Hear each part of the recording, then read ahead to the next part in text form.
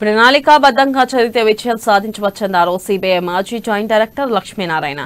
హైదరాబాద్ షాద్నగర్ పట్టణ ఠాకూర్ స్కూల్ ఆడిటోరియంలో Satyasri foundation chairman శ్రీనెల్లి Srivardhan Reddy అధ్యక్షతన విద్యార్థుల అవగాహన సదస్సు కార్యక్రమంలో ఆయన ముఖ్య అతిథిగా పాల్గొన్నారు.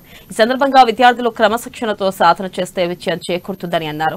పరీక్షలంటే భయపడొద్దని, పరీక్షలంటే పండుగలా జరుపుకోవాలని పిలుపునిచ్చారు. 10th క్లాస్ విద్యార్థులకు మొదటి సోపానం అని చెప్పారు. ఇక ఈ కార్యక్రమంలో సత్యశ్రీ ఫౌండేషన్ చైర్మన్ నెల్లి శ్రీవర్ధన్ రెడ్డి ప్రసంగించారు.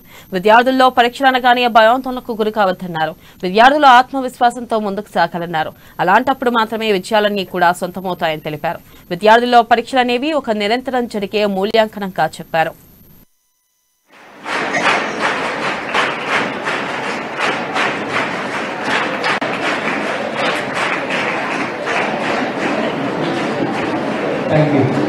Thank you sir, thank you very much.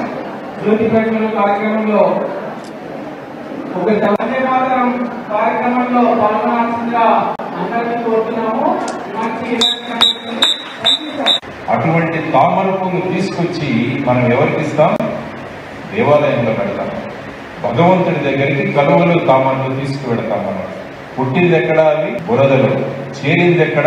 భగవంతుడి సన్నిధానికి చేరాయి. కాబట్టి మీరు ఇంకొక రెండవ విషయం నేర్చుకోవాల్సింది, మనం ఎక్కడ పుట్టామో ముఖ్యం కాదు, ఎలా పెరిగి ఎక్కడ చేరామన్నది మన జీవితంలో ప్రధానమైన అంశం. చాలా మంది పిల్లలకి ఎలా ఉంటుందంటే, మేము హైదరాబాద్ స్కూల్లో చదివితే బాగుండేది, లేకుంటే కార్పొరేట్ స్కూల్లో చదివితే బాగుండేది, ఇలా చాలా మంది అనుకుంటుంటారు. వాళ్ళందరికీ నేను ఇచ్చే సమాధానం కలువలు తామరలు. కలువలు తామరలు బురదలో పుట్టినా కూడా అవి బ్రహ్మాండంగా పెరిగి దేవుడి దగ్గరికి వెళ్ళగలుగుతాయి. అదేవిధంగా మనం ఏ ఊరిలో పుట్టినా పర్వాలేదు, కానీ మనం చక్కగా శ్రద్ధగా చదివి ఆ కలువలు తామరలుగా మనం ఎదగగలిగితే మనం అందరం కూడా రేపు న్యూస్ పేపర్లో మన ఫోటో వస్తుంది. రేపు 10th క్లాస్ పరీక్షల రిజల్ట్స్ వచ్చినప్పుడు